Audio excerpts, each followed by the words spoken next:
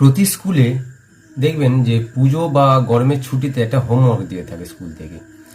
ছুটির শেষ হওয়ার পরে যখন দেখবেন যেই স্টুডেন্ট হোমওয়ার্কটা কমপ্লিট করে তাদের কিন্তু স্কুলে যাওয়ার কোনো প্রবলেম হয় না, কিন্তু যারা এখনো কমপ্লিট করেনি তারা কিন্তু স্কুলে যাওয়ার আগে একটু কান্নাকাটি করে বা ভয় পায়। আমাদের জীবনটা ঠিক একই রকমের। ভগবান কিন্তু পৃথিবীতে আমাদেরকে পাঠিয়েছে এমনি এমনি পাঠান, এটা ছুটি কাটাতে পাঠিয়েছে। সেটা 60 বছরে হতে পারে, 50 বছর হতে পারে, 80 বছর হতে পারে বা 100 বছর হতে পারে।